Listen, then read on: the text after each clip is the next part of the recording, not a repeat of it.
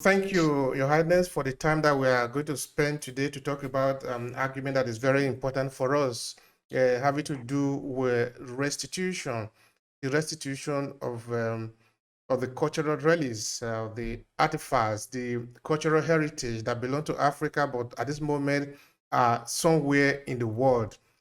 Can you give us a background of why this argument is even important to start with? All right, royal greetings.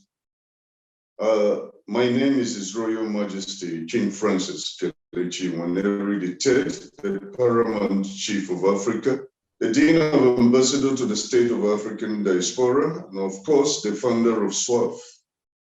Right today, restitution is very important to every one of us as African. Africans have lost so much in the past through the process of looting, forcefully taken and stolen by the Western world. The artifact we are talking about here, why it's so important to retain this artifact is that it's not just an artifact. It was a spiritual material. It was our way of worship. It was taken out of us out of jealousy. It was taken to frustrate us from our system of worships in those days. It was taken to make sure that we do not worship our chi, Chukwu Okike, in those days, because our ancestors were worshiping and they had artifacts to decorate their altars. And in the process of decorating their altars, obviously powers entered those artifacts. And when the Western world visited us, they saw that these people have so much powers. And they began to dig deep. What are these powers of? Where is it coming from? What is the source? So they began to loot and take our artifacts and steal them away in frustrations. You know, they were frustrating our forefathers, our ancestors. They were frustrating them for them not to be able to continue with their way of worship, and then brought Christianity to us by force. This is the inception of the artifact. And secondly, why we need artifacts back is because some of these artifacts are not just artifacts. They are human skulls that they took away or they took as a trophy because they won the war, because they won the fight. So those who were killed, they took them as part of the artifact. Of course, it shouldn't be in the natural museums. It should be in the human museum. But they kept them and kept them. Let me not go further than I have so much to say, but this artifact on these two reasons need to be brought back. Need to be brought back because it's human scores. We need to bury those people and give them the rights. If we say we are doing doors of return, if we say that the product of slave tradery must come back, if we say, or if they say that they have now let us go, you cannot say you hate a tree and yet you love the product of that tree. This is what is going on with the Western world. If you say you hate this tree, also hate the fruit. So we need these artifacts back. And the kings of Africans or Africa has been requesting this artifact, but to no avail, or rather what happens is it falls on a deaf ear. Anyway, let me not preempt your questions, but these are the two reasons why it is important. Thank you very much, His Highness.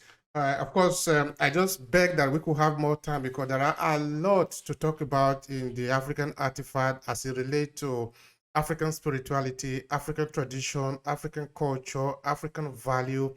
Because it's not, like you said, it's not just artifact, there are many behind it. To start with, which artifact are we even talking about? Talking about just now? Can we pinpoint anything, any particular one in question within the territory, or let's say for Nigeria, for example? Okay. In Nigeria, the Festac 77 head is still in the British Museum.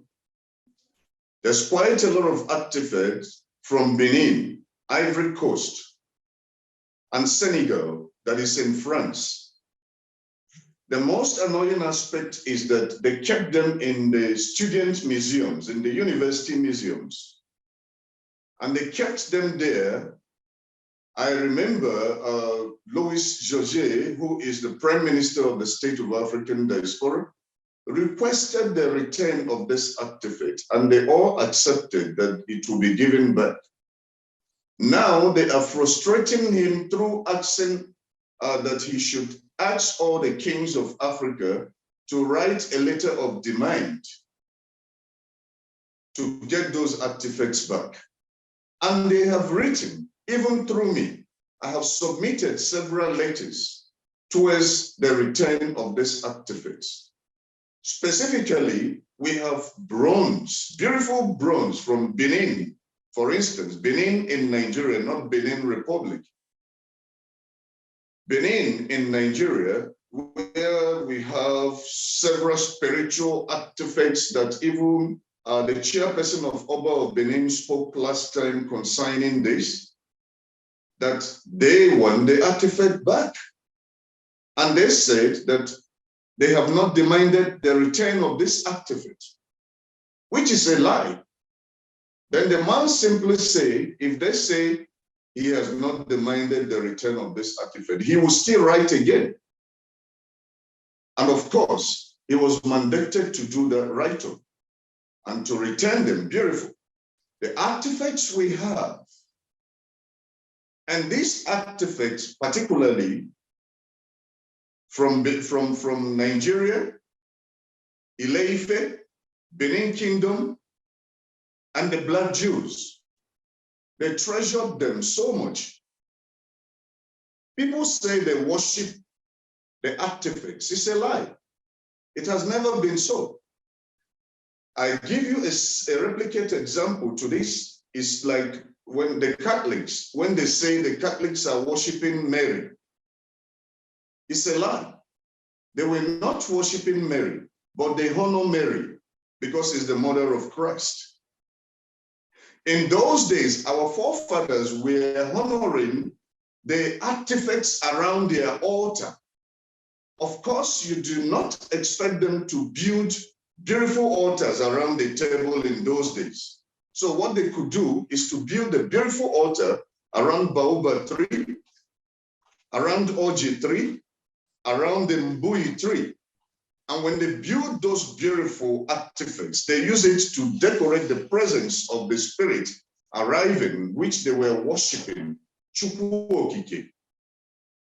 But how dare you call their worship idealism? How dare you call their worship a fake worship? Because they were not worshiping in a Christian way. Who set the pace and who told you how to worship in a Christian way? Who says that this is the rightful way of worshiping to God? Did God say that? Like I said, I have a lot to say, and I don't want to preempt your questions. It will really, probably, I wish I have enough time, but we can go on. We can digress to a certain level today, to a point where we can now give up for another day. But I am saying, Nigeria needs their artifact back.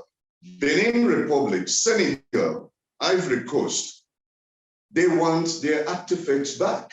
They have requested for it, and they need them back because you cannot say you have freed someone and yet the person is still imprisoned. You are remoting and monitoring the person on so many things and still kept the person on hostage. And you are claiming that you have given independence. What independence? Free us completely and give us what we have. of the question of independence, we can talk to doomsday, and what I believe is, I think it's a simple thing, is that it had to be fought for like every other people. Like maybe, for example, like the United States fought their independence from the British and drove them out. If the independence that we think that we have in Africa is the one that we got by signing documents, well, sorry, that is not independence. That is why the system all across Africa is still the way it is, because we are basically administrative territory, and we are at the service of some people that are not in Africa. That is how the economy is developed. That is how the politics is developed. So the people of Africa are not really considered as people up till now. They are not really citizens. So we are going to leave that argument for another day, because it's really enticing. It's very important, but it needs time to really explore it. Now, on the question of artifacts of the African cultural heritage that the African people are now asking to be returned, because now we understand that these things are revered by the African people. There are things that the African people consider important. For example, like the representation of the Oba's mother in Benin, Queen Idia. Now, why were these things taken away from the people and are now available in British Museum and in many other museums across Europe and in the United States? Why? The why is part of what I have said initially. It is to frustrate. It is one of the ruling orders in those days. That one, let's frustrate them in language, let's frustrate them in religion, let's force them to our own religion. By so doing, we will be in charge of whatever they do. We'll be able to know when they are going against us, because this is our own program way of worship. So let's take away these artifacts. Let's put borders.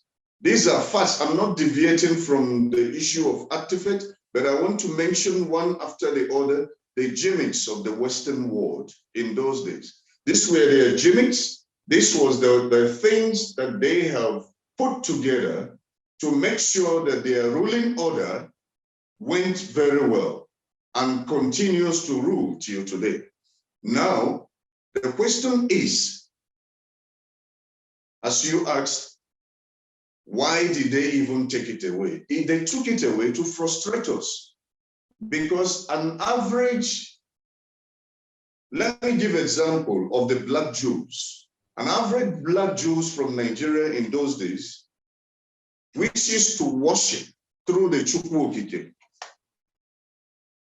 And if a man wakes up in the morning and could not pour abrasion to the artifacts and say, Otutu Omao,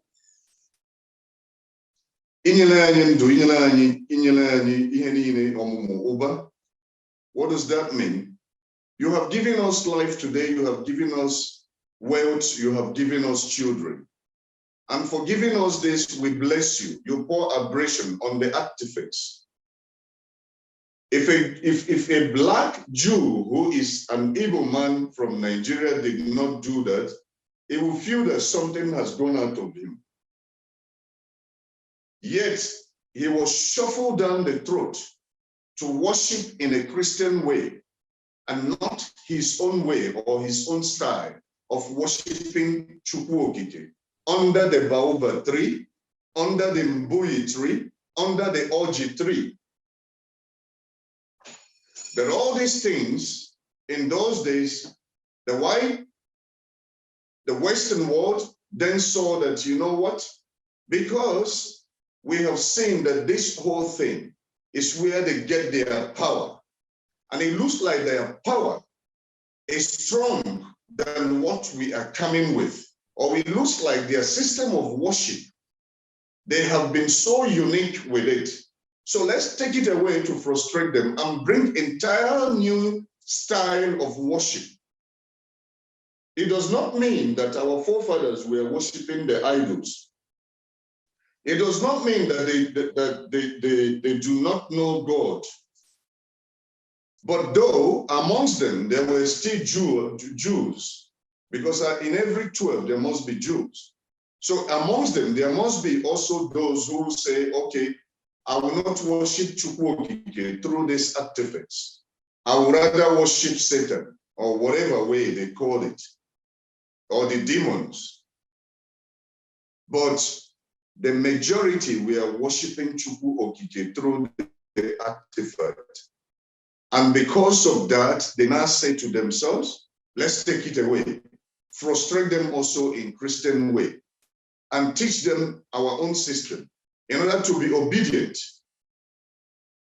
to us, in order to operate within our system, our scope. In fact, this was an entire reprogramming of an African. They reprogrammed them so much that they dealt with their brain and manipulated and made them begin to reason so myopic and not broad-minded and all that. This was complete reprogramming. But the annoying part is that if there was no good in those artifacts, why did they put it in the student museums? Why did they put it in the university museums? They put it there to teach their children how to steal more artifacts. They put it there to represent that this is Africa, the beautiful things from Africa, because they are beautiful. That's why they kept them there. If not, they should have burnt them or bent them. All right. Whichever Now, way. I have some questions for you. These are probably a tough one, and in that, let's deviate a little bit from the conversation. Let's try to understand some things. Now, the European didn't take away all the artifacts in Africa. Some of them, of course, were left, whether you're talking of Benin or among the Igbo or the Yoruba, in any part of the country that you go to. The ones that were left, what happens to them? I mean, the artifacts, the other cultural relics that were left, what have we done? Okay, you say, what happened to the other ones that were left? Okay, the answer is this. The ones that were left, some of them you see on my table here. Some of them are things that you can probably tomorrow not able to point hands on. Like this are artifacts. But the majority of these artifacts we're talking about are still with the kingdoms. The ones they were able to keep and hold, they kept it in every palace you enter. You will see this ancient artifacts. You will see artifacts like this. And it is biblically this I am holding. What is the meaning of this horn? What does it mean to have a horn? I'm not deviating, I'm coming back, but I want to say something. What does it mean to have a horn before a king? It signifies and symbolizes power, authority, and it is biblical. You can quote me. It is biblical that horn, this is what it means. And that's why in every kingdom you enter, you see big horns, one this way, one that way. It is for the protection and authority of the king. Okay, most kingdoms right now kept their artifacts because the government of Africa are parallel lines to the kings. So the kings that are in existence at present time decides to keep what they have. Instead of submitting most of them to the National Museum. And some of them are also in the museum, in the national museums. But the most sacred ones are with the kings. For instance, if you go to Swaziland, you enter their monarch home. Some of them, for instance, in a place they call the south part of Swaziland. The south part of Swaziland, they have what they call Embo House. In the Embo House, they have artifacts. You go to Morocco, you see the artifacts. You go to Ghana, you see the artifacts with the king of Ashanti, king of Ghana. You come to Nigeria, you see with the Ile-Ife, you see with the Benin kingdom, they are still there. But the kings cannot take that and hand to the government that is parallel to us. So it is with the kingdom, if I have answered your question. All right, thank you very much for that. That is very important. No, now you had one horn there, which is of course in the palace. No, and if you go, like you correctly said, in most palaces in Nigeria, using Nigeria as an example, you will see some of these highly valued cultural element, the cultural icon, heritage. You will see them there. Now, do the citizens, the regular citizen, know about this icon? Do they know the value behind them? All right, now I'm asking the question in 2021. Maybe if I ask this question like 200 years ago, like 100 years ago, 150 years ago, it would not be a difficult question because everybody knows, because everybody is directly responding to the authority that we have, which is the king, or maybe the traditional ruler, as it were, no?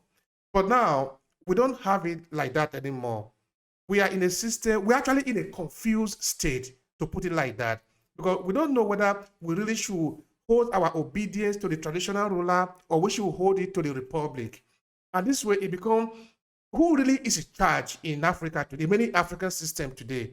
It's sort of, it's a big question. No? So do the African citizens know the relevance of this artifact that we are talking about? Or is this something that needs to be kept for few people in the palaces? No, it is not meant to be kept for few people in the palaces. No, it is a thing to induct our children. It's our heritage, like we spoke last time. It is our heritage. What did you inherit from your forefathers? What is your history? That is the essence of the artifact. If you do not have histories kept for the children to inherit and inhabit continually, it means their roots, they will be lost. And once they lose their roots, it means that they will not behave Western. It is one of the gimmicks. It is what the Western world wanted to achieve, that if we take away this culture, their children will not be able to know. So the ones in the palace, you cannot also blame the kings, because they are now afraid to showcase them in public issues or in public ceremony. Let me just say in wider ceremonies and events, they are now scared, because if we show this, who knows what the consequences might be. Hence, we are still being remotely controlled, and yet we are independent. We are not independent. All right. So they are scared. They are scared to do that. So they kept it separate. But very few people who are the king's council, the king's council's family, and some special friends of the kingdom knows that the artifacts are still there. But what I can say as the paramount chief of Africa, constant inductions and workshops are what we want to take up to make sure that our children and children get to know that we have things like this and they are valued artifacts. We painted this, but in those days, like when it comes from Benin Kingdom, you find out that this I'm holding is a gold. It's not just gold in color, but a real gold. And that is how rich that kingdom is. It is the pride of the kingdom. And in those days when barter system were going on, you now see them monetize that artifact, some of them, which is for cultural reasons. Of course, artifacts are in grades. There are spiritual artifacts, there are social artifacts, there are artifacts you don't even get closer to They are very sacred, that if you get close to them or touch them due to the powers that have been invoked into it, you will be struck in such categories. That the fact that these ones I'm holding becomes the social ones, but real gold, to show our children that this is what we have, and this is the pride of the nation. And besides being a pride of the nation, we can monetize it and say we have these resources, not taking it away like they have done. Citizens of Africa to know that this is our artifact. This is the culture, like my spear. The spear I'm holding, if I tell you the story, in the southern region shortly, this was the spear that Shaka Zulu was using when he was fighting a war. Initially, he hadn't gotten this short spear. He was using a longer spear. So when he hits, the effects is not as strong as this short one. So he went to a maternal home, specifically from Mam Tombi, and borrowed, they were giving this spear to him. It is now a historic spear. It is now a spear that you can now keep as an artifact. Why? Because there are history to it. For instance, if this was taken away from Shaka Zulu, when you tell the history, now that I'm telling you, it wouldn't have been complete. You probably would have been exaggerating or describing how the spear used to be, how it was, and the story behind it, and who used it, and why did he change from a longer spear to a shorter spear. But I have it. I can show you now, and I'm sure a lot of people are saying this now as we're talking, that this was the spear that Shaka Zulu was.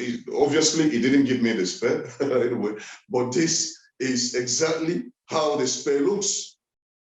No difference. All right. Thank you very much. Thank you very much for that.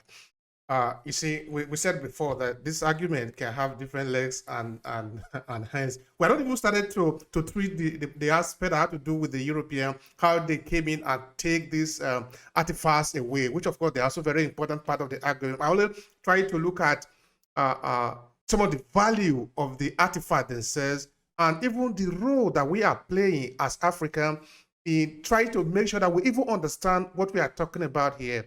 Because looking at the fact that today, the 2021, the argument of bringing the artifact back to Africa is not even popular among Africans themselves. I mean, it's not something that because if we really want it, there is no way you're going to get anything until you really want it. And to want it, you must demand, the European didn't come to Africa and say, can you give it to me? They took it. Yes. Of course, the Africans do not have the power to just enter the British Museum and take those things, but they must do everything possible if they want it, or else it's going to remain talk for another 100 years. But before we get there, absolutely, I have another thing to say, that because we do not educate the people enough about their own culture, because we think maybe some other person is going to do it, maybe some Europeans are going to come to Africa and teach us about our culture, we are gradually losing it. We don't understand what is happening. We are getting confused about it, to the point that many of these artifacts are actually sold out by other Africans. Do you think that is a lie? No, it's never a lie. Why are we doing that? Why are we doing that to ourselves? Okay. The answer to that question is that in every house, there must be a Judah. In every community, there must be a sellout. There must be those who will remain a spy. Because without a spy, an armed robber does not go successfully. An armed robber does not go robbing a house without a spy of the house. So the house has to be spared and told that, no, come to our house. We have this and that and that. And that is what will make the armed robber to be successful.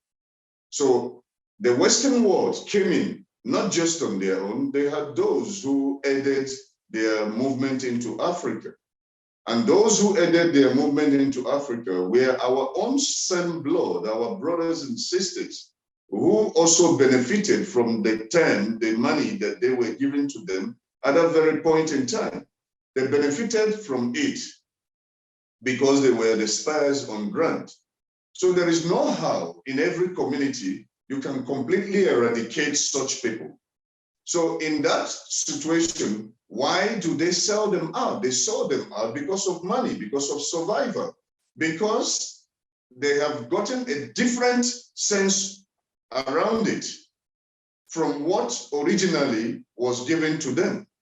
Just like St. Paul asked the people of Ephesus, who bewitched you? When I left, who bewitched you?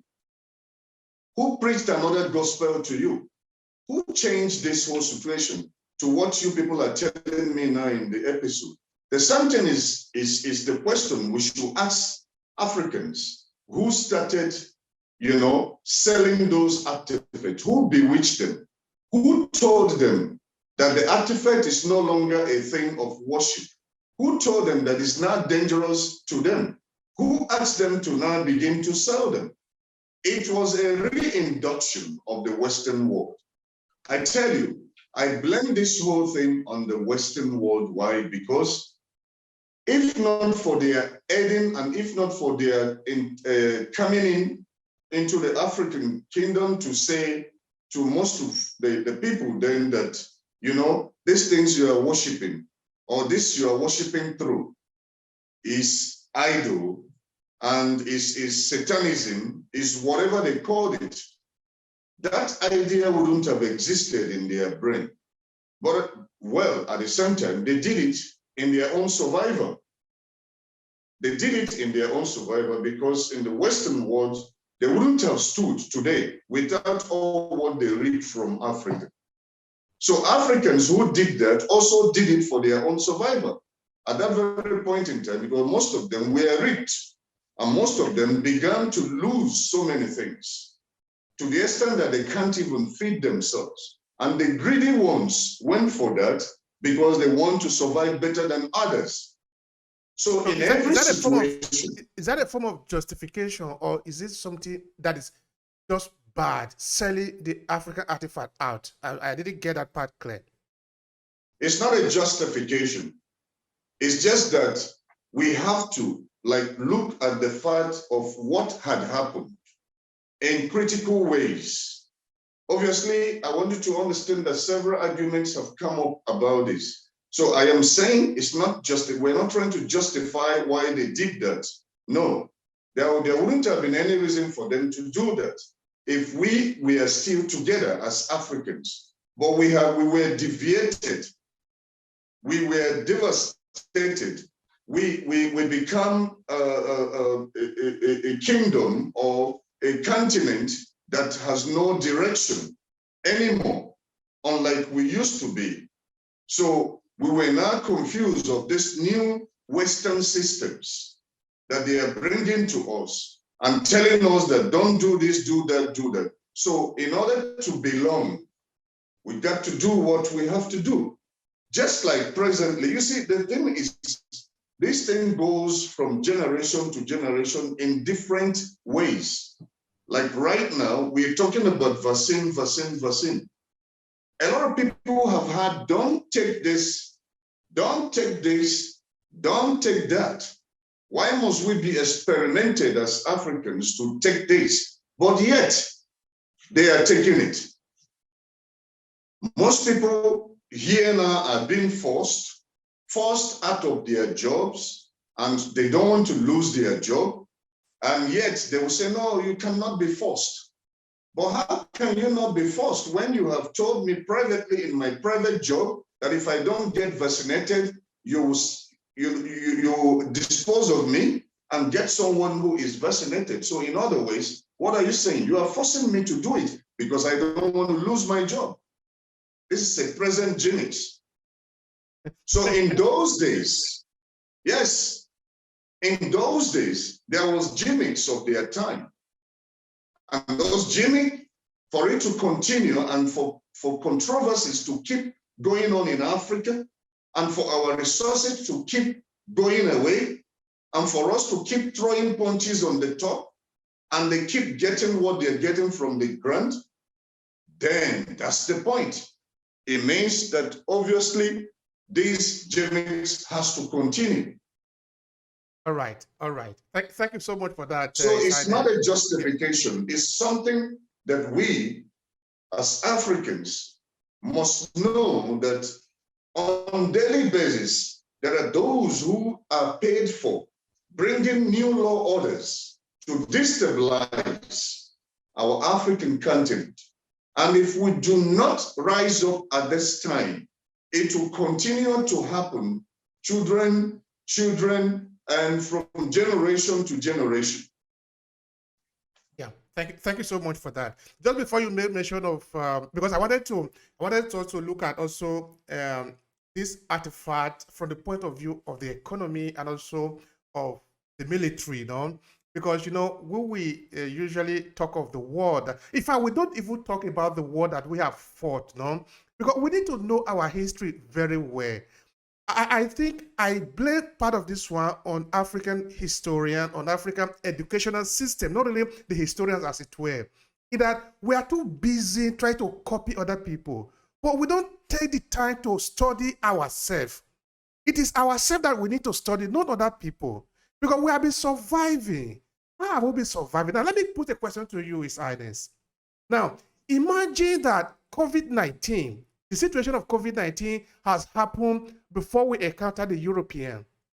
As a people, what would you have done? What would we do? Would we just wait there and say, okay, the other one has died, let me wait for me to die, then the other one will also die? Or we would have found a solution.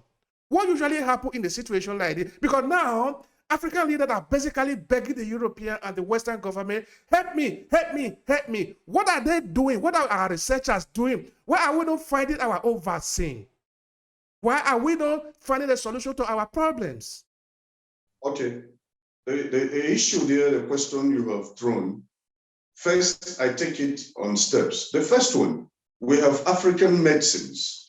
The African medicines we take, and I am still taking to today, the African medicines we were taking, or our forefathers were taking, they were told that it was a poison. They were told that they were taking large quantities of it, that they should have taken a little, not much, according to their scientific proof, which they re-inducted our people. And now they meant from that point, when they told our people that they are taking too much of this. So they now rely their effort on the Western world. Yes, it's probably true we are taking too much of it by taking a glass of dogoyaro, for instance. We should have taken just a spoon of dogoyaro. So they began to relent on the Western world to say, no, these guys have got a better system of quantifying what we should take. Do you see the reliance? So they began to rely on them. And from then on, this continued from generation to generation, began to reduce the intake of our medicines. Our people, we are going to be, competent. They were going to be competent of what? Of finding a solution to the COVID-19 without the Western world. Of course, you have already heard, even as at this time, that during the time when this was happening, they tell you lemon, take lemongrass, take garlic, take ginger, boil it, steam it, and drink it, you become fine. And a lot of people were fine. I must tell you, a lot of people did not go to hospital. A lot of people were scared to even go to hospital, but they were doing it in disguise, in hidings. They were not bold enough. Hence, the government did not allow them to probably show that. And anyone who says that he has got the cure might be killed. So they shut up and drink it quietly in their the comfort of their homes, and anywhere they are, they were treated and they were fine. So the problem here is our government. If African heads of states can come together and say, you know what, give us a chance to handle our country at once, formidably, not one person. Because what I observe happens in the African continent is when they see that this one person is talking too much, he will be gone. They see that this person is doing this or he's surviving, he will be gone. We are getting a stubborn president from so countries to not to be mentioned. He is gone. What killed him? We don't know. The next person is restored in obedience of their law. That's what is going on. But until we come together and have that formidable effort and say, enough is enough, as Africans, as the way we used to be in oneness, then things will begin to work. But it will never work when I point finger on you and say, who do you think you are? He's the son of this woman, I know the mother, I know the father. It boils down to what we were saying, that a native doctor does not perfect in his fatherland.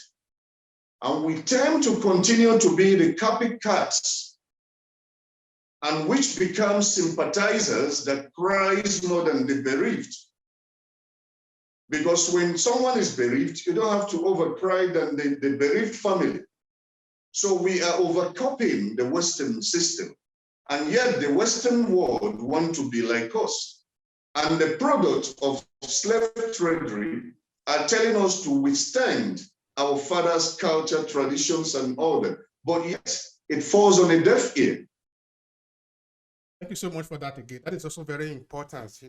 Now we are coming back to the argument again. I don't know if I'm really going to have time to look at the restitution as it were, because now we are still looking at the basis, no, of the argument itself. You see, before I was asking you, why is it that a lot of Africa do not even know about not just the picture of how maybe this artifact looked like. I mean, the symbolism behind it.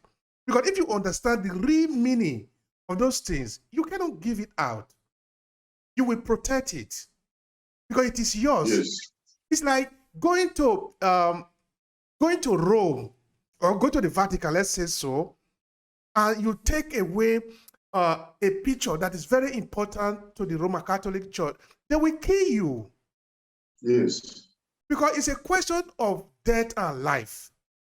So what I understand, I'm not talking about some mysticism or any of those stupid things. We are looking at a simple artifact, even like the one you just raised, because there are many behind it. Now, we said that the Benin Empire had a lot of war with other people around them. We haven't really explored their military strategy. How did they fight this war? Is anything that was represented in this artifact? What was the strategy? What can we learn from it? Because now, as a continent, as a people, we don't even produce our weapon because we are believing that somebody is going to help us. But it's not supposed to be like this.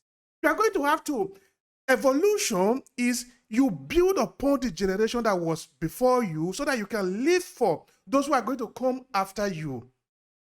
If in war front, what we are using is AK-47, what if the Russia refuse to sell weapons to Nigeria? What are you going to do? You can't blame it on the Russians. You can't blame it on the US. You are going to blame it on yourself as a people because you are supposed to know that in terms of war and peace, you are supposed to be ready for both of them. And if you don't know this one, it's not because your ancestor didn't do it. The Benin, like I said before, has fought a lot of war. How did they do it? What kind of weapon did they have? All this we'll be able to know by merely looking at this artifact because they leave a story behind. If we do not tell our children all this, how can they know? So is there anything that we can really learn from this artifact that help us to understand that we are really talking of reading? We're not looking at just mere picture. Of course, the Europeans, they have already copied it, make different copy of this thing. If you wanted to return, they can return it. That is not the point. But are we really taking advantage of our knowledge, of the experience that our ancestors have had for thousands of years? Do we know what is going on in this world? Okay.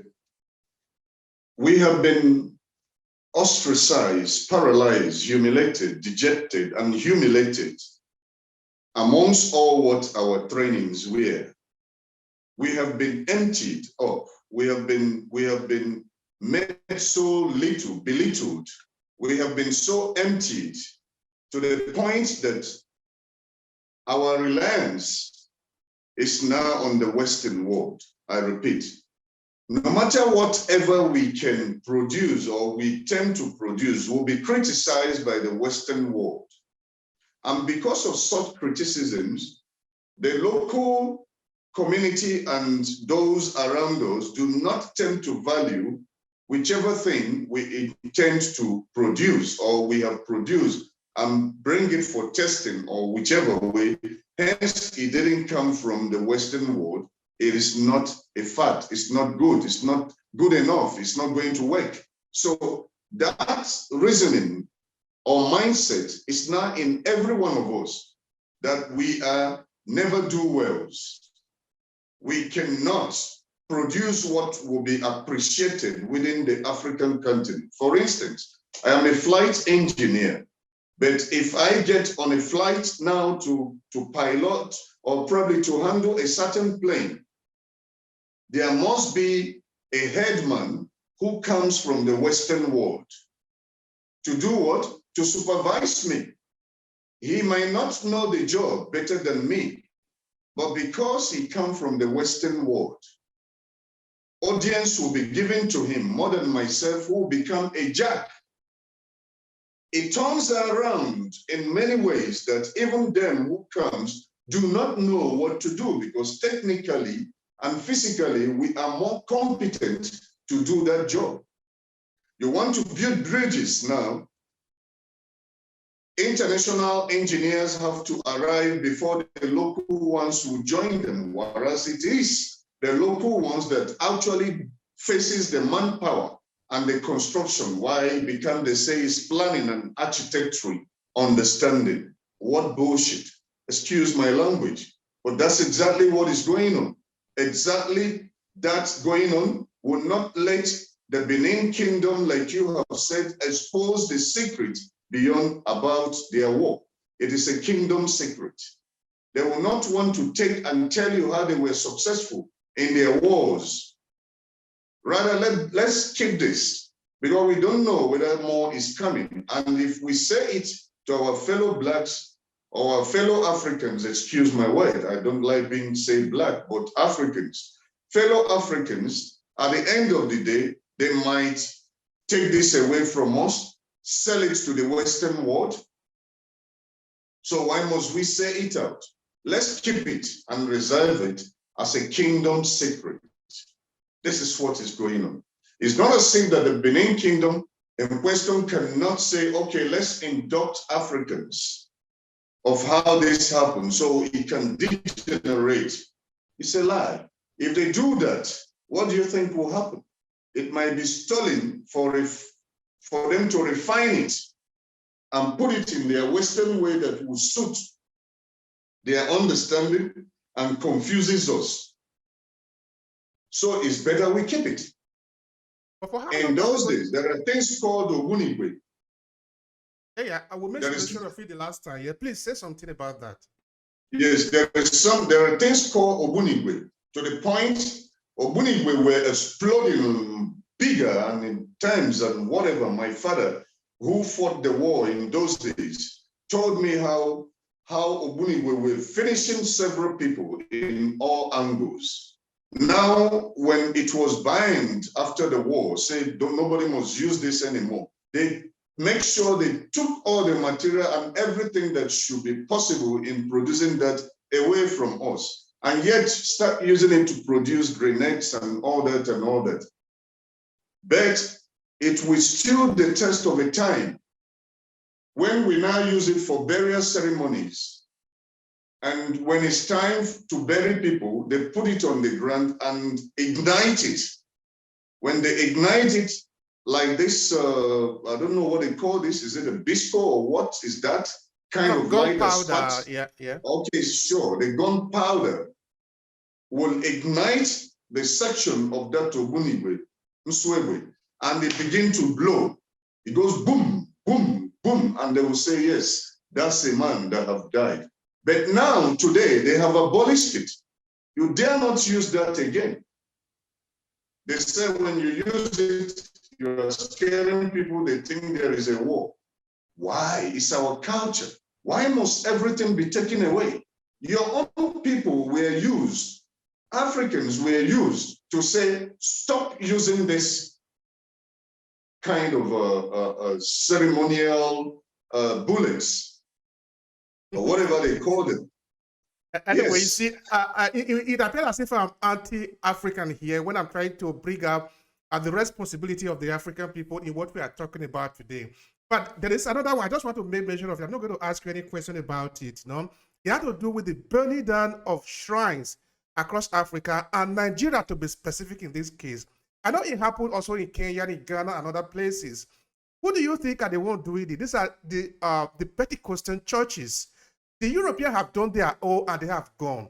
The people that are now fighting it are the African people, those who believe that they are born again. So they have the demons that they are fighting. These demons are the African belief system. So they go around. I'm not inventing it. It really has happened in many places in Nigeria. African people going down to burn down their shrine. They have no knowledge of what is there. They say the demons is there. You know, this is how crazy people have become. They are just like other people who have taken the element that are inside the shrine and go to sell it in Europe. Because most of these things, not all of them were stolen by the European. Many of them were stolen by the African people and then taken abroad. All right, that is just by the way. That is just by the way. Now let's look at how can we extract the knowledge, because that is what is the most important for us, so that people don't just think that, okay, we're not talking of how to take the statue away from British Museum and bring it to Benin. That is not really the main thing. Is that we need to take the knowledge and pass it to the people. Because if we don't do that, the people do not know. If you are ignorant, you are useless almost, you know, because you can become a danger even to yourself.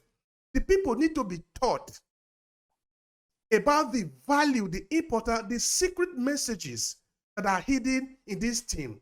Is it possible? Do you think that is possible to be done? Well, if I get your question right, we have been brainwashed. And being brainwashed is now being passed from generation to generation. And the Bible says, my people perishes due to lack of knowledge. The knowledge you do not have. The knowledge you haven't acquired. That's the word of God. So this knowledge is the knowledge the present generation and the past generation have lost and did not pass to the present generation. And because they didn't pass that knowledge to them to say, your shrines are our African systems of worship. Respect it, because your forefathers, your ancestors, backed you up through that. Why? Because that was the chief, the God they knew during their time. And this was their process of worship. They need to be inducted. There should be constant inductions and workshops to the present generation. Symposiums that will talk about these things. Not letting the Pentecostals, as you have mentioned, okay, who are the Pentecostals according to the Bible? The Pentecostals are idol worshippers. I will tell you today. Yes, the Bible says, on the day of Pentecost, I repeat, and I want anybody who wants to quote me to quote this clear. on the day of Pentecost, which was the celebration, an annual celebration of certain tribe in the Bible. Let me just leave it so. On that day, these 12 apostles took themselves, exonerated themselves from that celebration of the Pentecost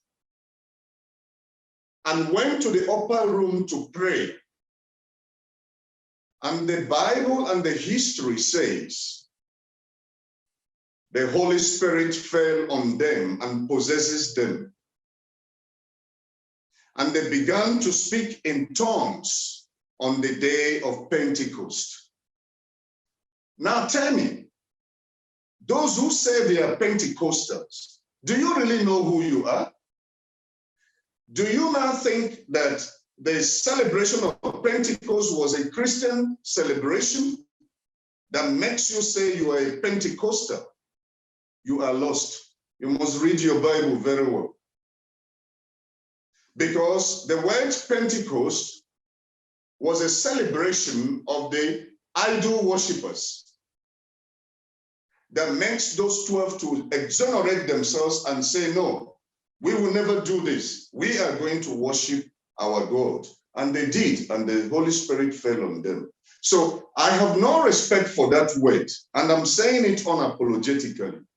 If you say you are a Pentecostal, it's your business. I want to round up this so I don't leave it hanging. Why did I say that?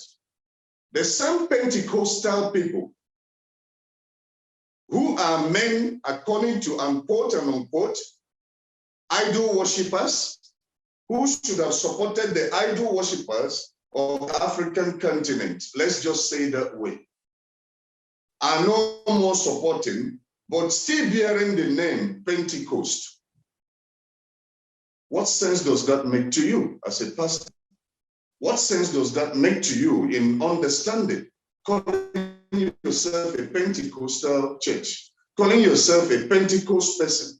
This is what we must get clear because it has been explained. So why did I say that? I said that to say you do not bend your heritage without finding what is the importance of that heritage.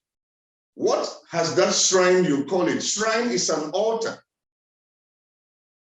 What has it stood with the test of time before you were born and present?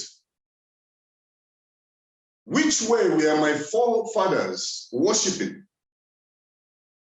How could you stand out and say that your father is now a demon because he's dead? If you mention your father, they say, oh, who said so? In the Bible, you still see children from this and that from generation to generation existing. And you dare open your mouth to call your own father an idol, or even call him a demon. This has to be changed. So we are brainwashed. And this has to be reprogrammed. Thank you very much for that. And before I have another question I would like to ask you, there are just a few questions because I know we don't have all the time in the world today because the argument really requires more time, but you already say you don't have much time, but it's okay. And before I look into the strategy that we might need to be able to bring these artifacts back, I want to, maybe this is my observation, no? In that I think we, let's say the enlightened people among Africa are not doing enough to promote the African value in terms of even this artifact and the traditional value that we have. For example, you talked of the Oguniguinon, but you try to open the Nigerian bookshop. How many books are talking about it? I don't remember anyone. So if the writers, if Nigerian writers are not writing about this, how are the Nigerian people supposed to know about it? Now, we talk of, I'm not saying that there are no historians that are talking about African history, but I'm saying we need to be talking more about, in fact, let me tell you what you are going to see if you enter into Nigerian bookshop, maybe online, because sometimes I do go also. The books that you will see are about God, about Christianity, about religious books. Those are they are religious, but those are the things that you will see. Just like, for example, most of the music that are coming out from Nigeria are about how to praise God and all that. There is nothing even wrong with that. But don't forget that you only live once. If you spend your time serving the God that you have been given to serve, don't complain that nobody is serving your own God that you were supposed to have. Because you cannot do both of them at the same time. It is not possible.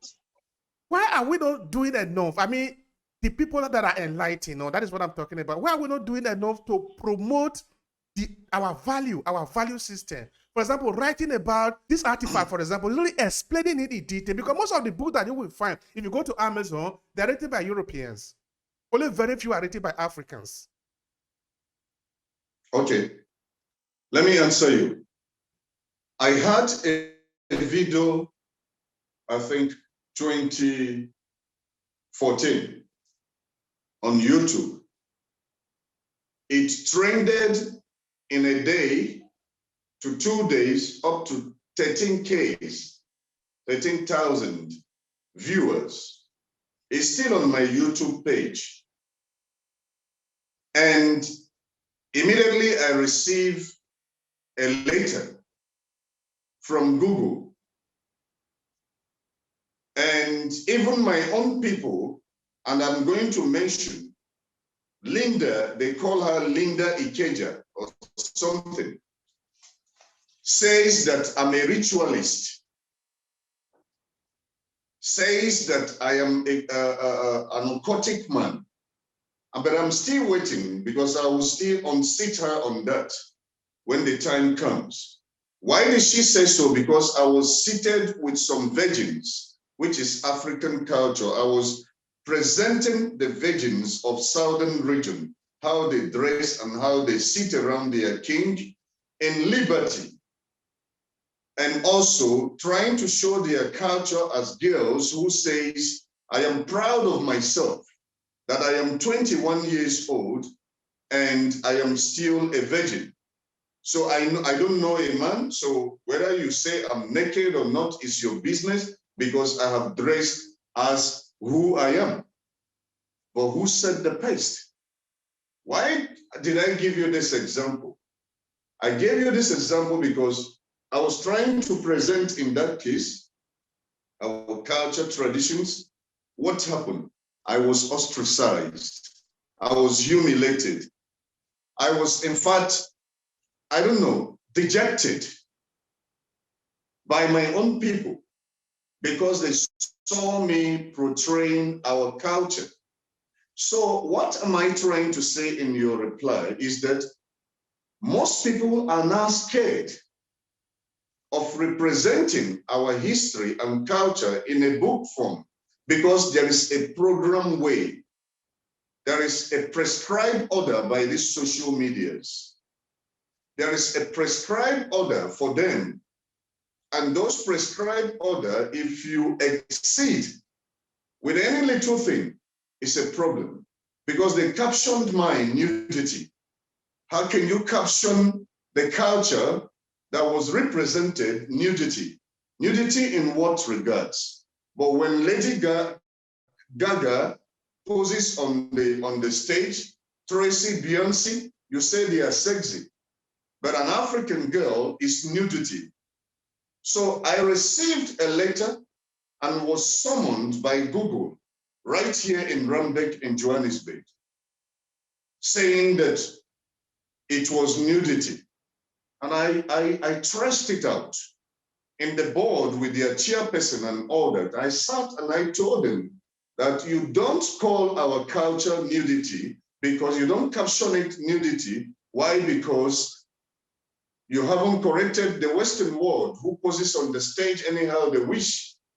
And you call them sexy, but we are caption nudity.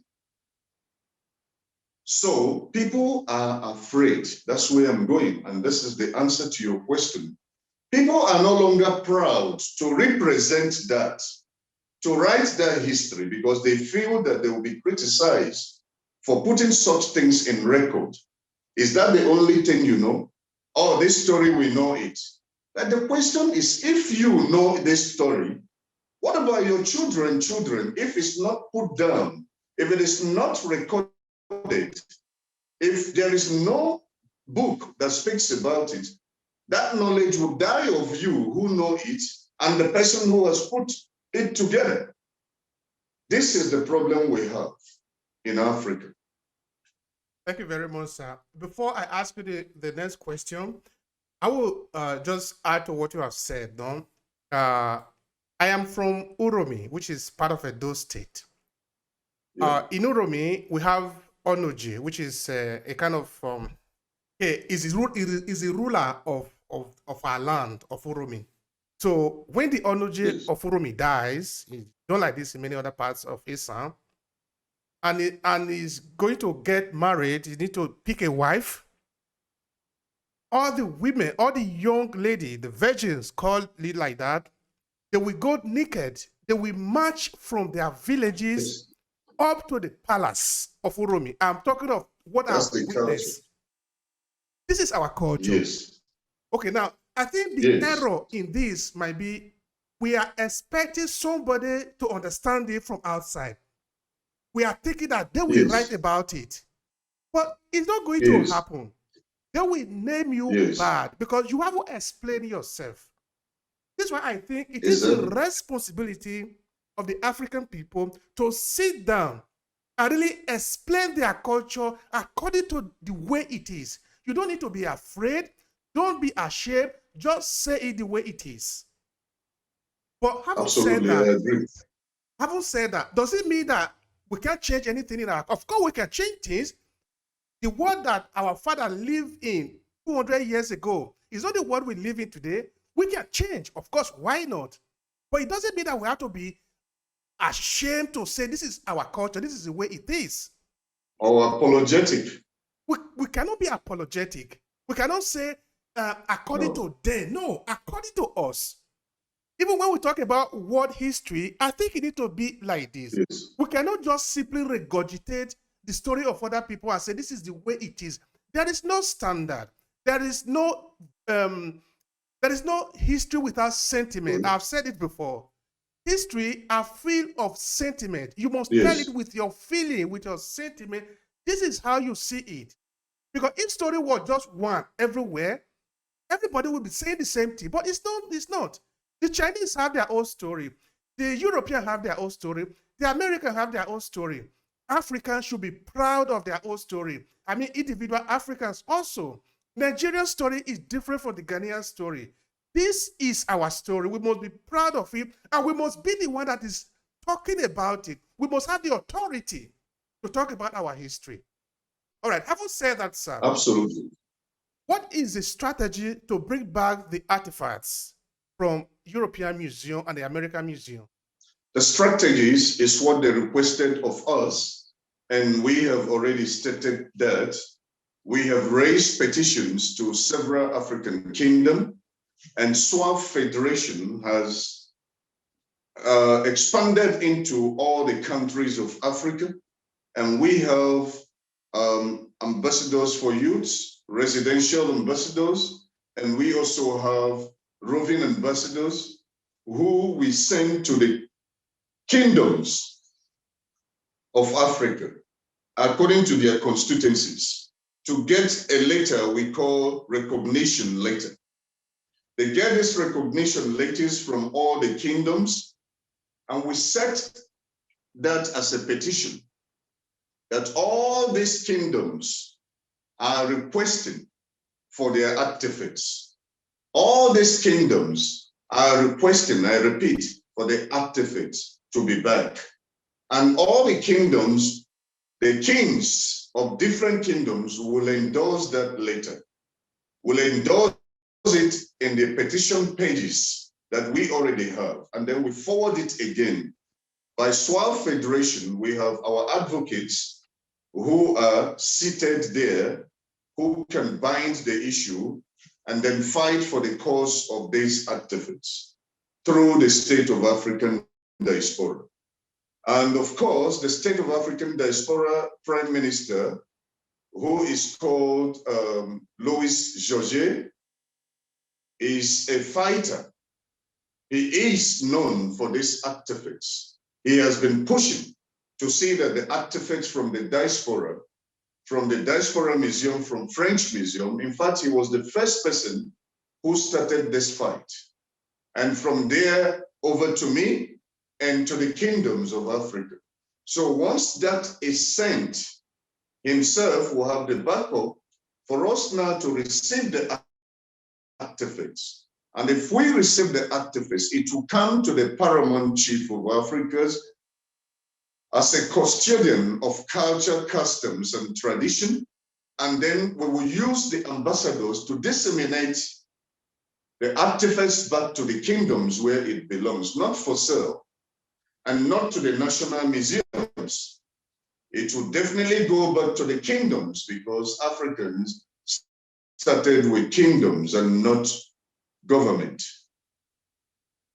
All right, thank you very much for that. Before we trash some of the problems that are actually connected to the artifact, to the culture, and to the value behind them, we have understood, thanks also to your explanation, that some of these artifacts, of course, have been sold out by our people due to a lack of knowledge. And when we are saying bring Absolutely. them back, have we done our homework, try to educate the people about the value of this artifact? Because if we don't, this is what is probably going to happen. Just probability. Those artifacts will be stolen again, and this time they will be sold into illegal markets because the people yet do not understand why they should have it. Have we done this education? Okay, a lot of them have already been sold to an illegal market, and it finishes those who sold them. I have history to that effect, because some of those artifacts are spiritually based. Those who sold them, I repeat, had consequences. And that might be funny to you, but it happened. They had consequences because it killed their whole generation. And it causes them a whole lot of jam and stagnations and all that and all that. Well, that was then. But presently, the question you ask is, have we done awareness campaign to these returns of artifacts? Have we found a way to educate, if I understand you very well, our generation about these